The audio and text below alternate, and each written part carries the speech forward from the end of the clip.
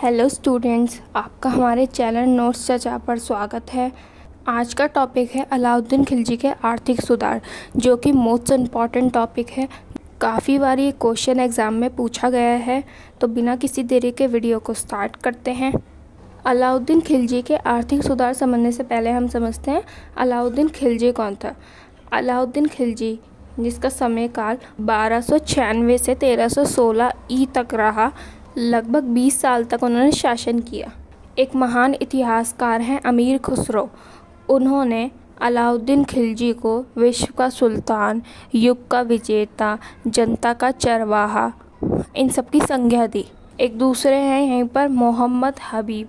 उनके अनुसार मध्यकालीन भारत के जो राजनीतिक इतिहास था ना, मतलब कि जो मध्यकालीन भारत था उसका जो राजनीतिक इतिहास था, उसका जो आरंभ था, वो जो स्टार्ट हुआ था, वो अलाउद्दीन खिलजी से होता है। देखो स्टूडेंट्स, जब हमें मार्क्स ज़्यादा चाहिए होते हैं ना, खासकर हिस्ट्री में ऐसा होता है कि जब हम क्वेश्चन लिखते हैं तो उसमें अगर हम इतिहासकारों के नाम जोड़ देते हैं कि इतिहासकारों ने एक पर्टिकुलर व्यक्ति के बारे में क्या कहा है, जैसे कि यहाँ पर अमीर खुसरो और मोहम्मद हबीब ने अलाउद्दीन खिलजी के बारे में कुछ पर्सपेक्टिव्स रखे हैं, तो जब हम ऐसे लिखते हैं ना, एक पर्टिकुलर नेम लिखते हैं इतिहासकारों को, तो इससे ना नंबर इन्हेंसिंग की जो पॉसिबिलिटीज़ होती हैं वो बढ़ जाती है।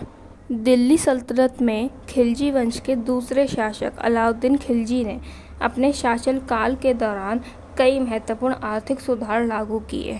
जो अलाउद्दीन खिलजी था वो सल्तनत काल में खिलजी वंश का दूसरा शासक था, और उसने अपने शासनकाल के दौरान ना कई आर्थिक सुधार लागू किए जो कि काफ़ी फेमस भी है, जिन्हें हम आगे डिस्कस करेंगे। अलाउद्दीन खिलजी के आर्थिक सुधार। अलाउद्दीन खिलजी एक ऐसा शासक था जो संपूर्ण भारत पर अपना अधिकार स्थापित करना चाहता था। मतलब वो चाहता था कि जितना भी भारत है ना, पूरा भारत, उस पर सिर्फ उसका ही वर्चस्व हो, वही एक लौता राजा रह जाए पूरे भारत का। और इसके लिए उसने सोचा कि आर्थिक क्षेत्र में सुधार करना आवश्यक है, इसलिए उसने आर्थिक सुधार लागू किए। तो पहला है भू राजस्व नीति। अलाउद्दीन दिल्ली सल्तनत का पहला ऐसा सुल्तान था जिसने राजस्व संबंधी सुधार किए थे, जिसने सोचा कि हम टैक्स से संबंधित सुधार करते हैं, जो कि भूमि से रिलेट करता था।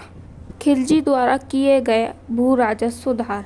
अलाउद्दीन खिलजी पहला ऐसा सुल्तान था जिसने भू राजस्व निर्धारित करने के लिए भूमि की माप को आधार बनाकर लगान वसूला।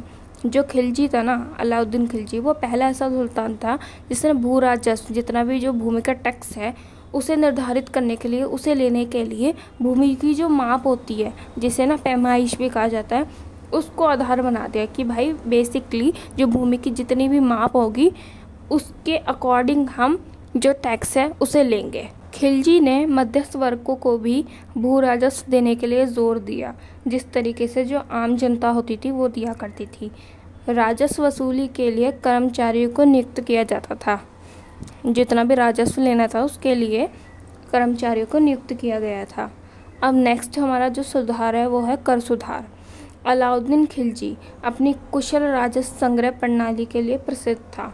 जो अलाउद्दीन खिलजी था वो अपनी ना ये जो राजस्व संग्रह प्रणाली थी, जो कि काफ़ी कुशल थी, उसके लिए बहुत ही ज़्यादा फेमस था भाई। उन्होंने भूमि की वास्तविक आय पर राजस्व निश्चित किया।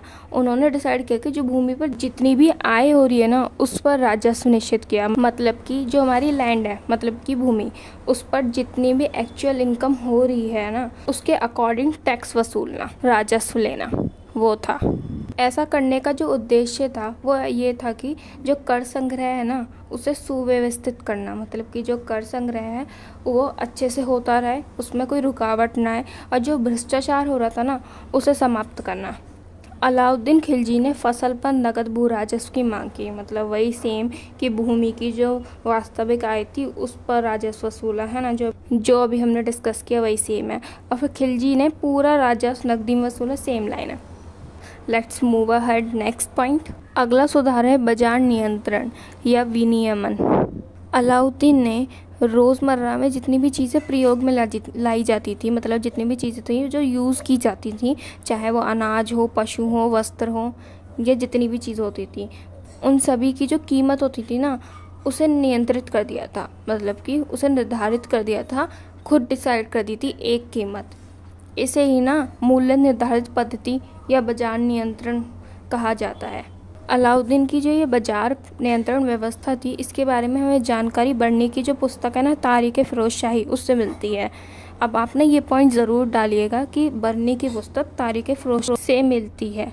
अब यहाँ पे देखिए, अब आप ना एग्ज़ाम में अगर ऐसे पॉइंट्स डालेंगे ना, इतिहासकारों के नाम डालेंगे कि बर्नी की पुस्तक तारीख़ फ़िरोज़ शाही से हमें इस व्यवस्था की जानकारी मिलती है, तो इससे ना एग्ज़ामिनर पे ना एक पॉजिटिव इफ़ेक्ट पड़ेगा कि बच्चे ने कुछ पॉइंट्स लिखे हैं, इतिहासकारों के नाम लिखे हैं, जिससे ना आपके मार्क्स हैं वो इंक्रीज़ होंगे।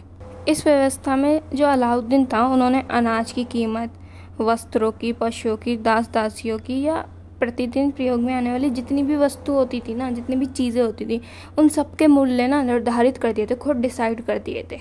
नेक्स्ट है सैन्य सुधार। अलाउद्दीन ने एक स्ट्रॉन्ग सेना को हमेशा बनाए रखा कि जो साम्राज्य से संभालने के लिए एक स्ट्रॉन्ग सेना हमेशा होनी चाहिए। अलाउद्दीन ने अपने सैनिकों को जो सैलरी थी वो नकद में दी। घोड़े दागने की प्रथा और सैनिकों की हुलिया रखने की जो शुरुआत थी ना, इन दोनों प्रथाओं की, वो सर्वप्रथम अलाउद्दीन खिलजी है उन्होंने ही की थी। नेक्स्ट है कृषि सुधार। अलाउद्दीन ने कृषि सुधार में काफ़ी योगदान दिया।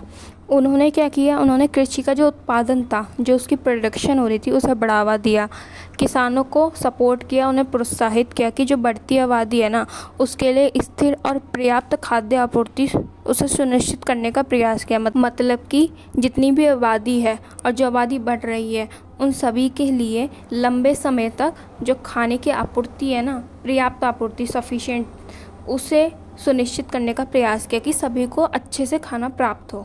अब यहाँ पर एक इम्पॉर्टेंट पॉइंट है जो कि आप ऐड कर सकते हैं उसके सुधारों में। खिलजी ने जो एकता का आवंटन था ना, मतलब कि जो एकता प्रणाली थी, जो इससे पहले हमने समझी है, उसे ना बंद कर दिया था, उसे समाप्त कर दिया था, क्योंकि उनके टाइम पे आपने देखा था काफ़ी भ्रष्टाचार हो रहा था, तो उन्होंने इसे समाप्त कर दिया था। लास्ट है हमारा मध्यस्थ वर्ग के विशेष अधिकारों की समाप्ति। मध्यस्थ वर्ग जितने भी अमीर वगैरह हुआ करते थे, इन्हें मध्यस्थ वर्ग इसलिए कहा जाता है क्योंकि ना जैसे कि एक टाइप का शादी में बिचौलिया होता है ना, उसी टाइप से है ये भी ना। जो लगान वसूली होती थी उसमें भी ना एक तरीके का मीडिएटर का काम करते थे, है ना। जितने भी मध्यस्थ वर्ग हुआ करते थे ना, वो लगान वसूली में राज्य की मदद करते थे और इस सेवा के बदले उन्हें विशेष अधिकार प्राप्त थे, जिसे अलाउद्दीन खिलजी ने समाप्त कर दिया। क्योंकि ये राज्य को पूरा लगान नहीं देते थे, उसमें हेरा फेरी करते थे, यहाँ तक कि किसानों को शोषण भी करते थे और अपने जितने भी अधिकार थे ना, उनका दुरुपयोग भी करते थे, मिसयूज़ करा करते थे।